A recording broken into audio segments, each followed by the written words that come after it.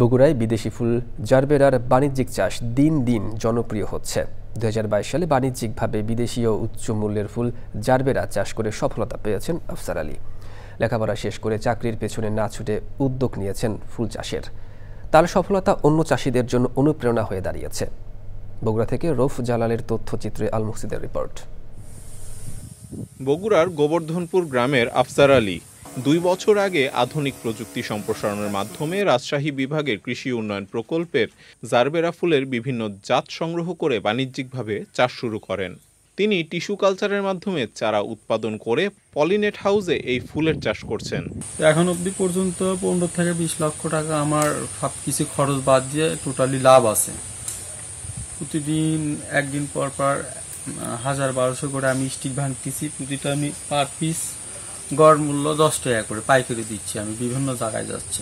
তার সাফল্য দেখে অন্য বেকার যুবকরাও জারবেরা চাষে আগ্রহী হচ্ছেন। কিছু প্র্যাকটিক্যালের কাজ শেখা হচ্ছে এবং আমি কিছু করতেও পারতেছি এবং যেন আমরা ভালো কিছু করতে পারি সেই লক্ষ্যেও আমি কাজ করতেছি।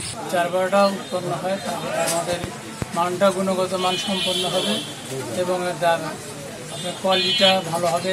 বগুড়ার কৃষি সম্প্রসারণ অধিদপ্তরের তথ্য অনুযায়ী জেলায় বর্তমানে বিভিন্ন ধরনের ফুলের চাষ হচ্ছে, যার মধ্যে অন্যতম জারবেরা। তরুণ সমাজ আমাদের এই উদ্যোক্তাকে দেখে আরও বেশি উৎসাহিত হচ্ছে যে কিভাবে এত অল্প সময়ের মধ্যে এই জারবেরার ফুল উৎপাদন, এটা একটা আনকমন এবং উচ্চ ফলনশীল একটা ফসল এবং আশেপাশে যে তরুণ সমাজ এখান থেকে উৎসাহ পাচ্ছে। জারবেরা ফুল চাষের মাধ্যমে বগুড়ার গ্রামীণ অর্থনীতিতে একটি নতুন দিগন্ত উন্মোচিত হয়েছে এবং বেকারত্ব দূরীকরণে ইতিবাচক ভূমিকা রাখছে বলে মনে করছেন সংশ্লিষ্টরা। আল মুকসিদ, চ্যানেল আই। বান্ডেল থাকলে প্রতি সেনমানিতে টাকা বাঁচবে। বিকাশ সেনমানি বান্ডেল কিনে জিতুন প্রতি লেনদেনে।